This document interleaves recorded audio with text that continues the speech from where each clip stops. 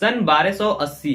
यह साल ऐसा था जो पूरे इतिहास को बदलने वाला था। उस साल एक बच्चे का जन्म हुआ जिसका नाम था मूसा। और अब तक ये किसी ने भी एक्सपेक्ट नहीं किया था कि यह छोटा सा बच्चा माली साम्राज्य का शासक बनेगा और अब तक का सबसे अमीर आदमी। अगर मूसा के नेटवर्थ का अंदाजा लगाया जाए तो आज के टॉप बिलियनर्स का नेटवर्थ जोड़कर एक कर दे तो भी मूसा के शाही खजाने में इन सभी बिलियनर्स का नेटवर्थ कहीं खो जाएगा। एक अनुमान के मुताबिक मूसा का नेटवर्थ 4 लाख मिलियन डॉलर था। अगर इसे इंडियन रुपीज में कन्वर्ट करें तो लगभग 2.5 लाख करोड़ रुपए। पर यह एक अनुमान है, हो सकता है मूसा इससे कहीं ज्यादा अमीर हो। इसका अंदाजा हम सिर्फ उनकी हज यात्रा से ही लगा सकते हैं। जब मूसा हज यात्रा के लिए रवाना हुए तो वे अपने साथ 20,000 किलो सोना लेकर जा रहे थे, सिर्फ जकात के लिए, यानी कि चैरिटी के लिए। If you want to know that what is power of Mansa Musa, so press the subscribe button and like the video.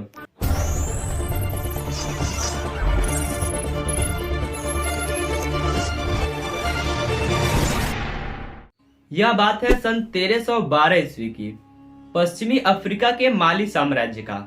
माली के शासक सुल्तान अबू बकरी कीटा अपने साम्राज्य को और भी ज्यादा बड़ा करने के लिए अपने साथ 3000 जहाजों के साथ अटलांटिक के आखिरी छोर के लिए रवाना हुए।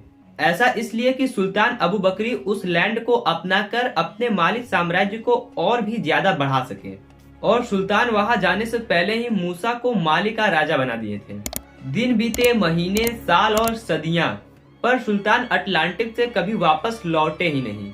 लेकिन माली राज्य के लोगों को इन सबसे कोई मतलब नहीं था, क्योंकि सुल्तान अबू बकरी के समय राज्य ठीक ठाक तो था ही, पर मूसा के शासक बन जाने के बाद इस राज्य के लोग और माली काफी डेवलप होने लगा।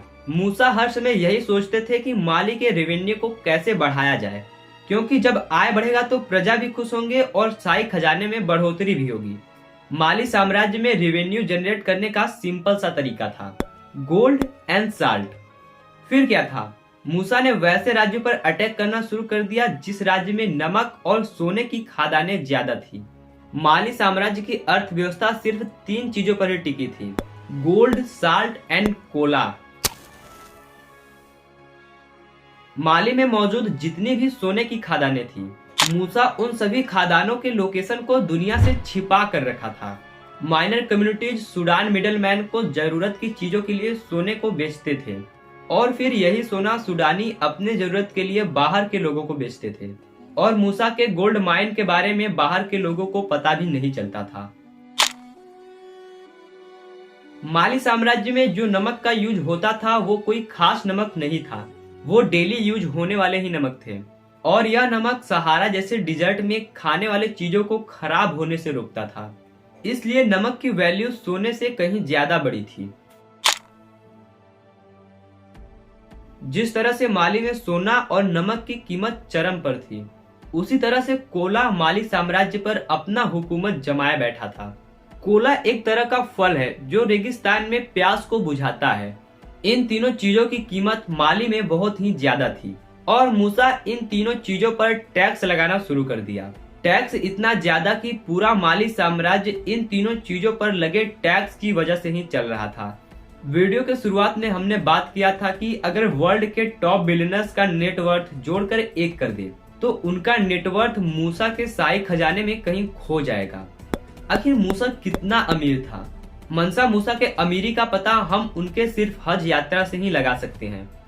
1324 ईस्वी में मनसा मूसा पूरे 60,000 काफिले के साथ मक्का के हज यात्रा के लिए जा रहे थे, जिसमें से 12,000 लोग सोने से भरे बॉक्स को उठाने में लगे थे और 8 ऊंट जिसके पीठ पर लदे बॉक्सों में गोल्डन पाउडर भरे थे। मनसा मूसा के आगे 500 लोग जो हाथ में सोने की छड़ी लिए हुए थे और सोने के रेशम से बने जैकेट पहने हुए थे। मूसा सिर्फ 20,000 सोना चैरिटी के लिए ले गए थे और रास्ते में पड़े बेसहारा लोगों को दान में देते थे। और इनका काफिला जब शुक्रवार को नमाज पढ़ने के लिए रुकता तो वो उनके लिए मस्जिद भी बनवाते थे। मनसा मूसा ने इतना ज्यादा सोना दान में दे दिया कि सोने की कीमत कई गुना घट गई, जिसके चलते महंगाई भी बढ़ गई। तो आप लोग इससे अंदाजा लगा सकते हो कि एक आदमी के दान देने से सोने की कीमत घट गई। तो वह आदमी कितना अमीर होगा। पर यह सब चला सिर्फ मूसा के जिंदा रहने तक। मनसा मूसा के मौत के बाद सभी मंत्री बेईमानी करना शुरू कर दिए। जिस राज्य को मूसा ने माली साम्राज्य में जोड़ा था वो राज्य अब अलग होने लगे।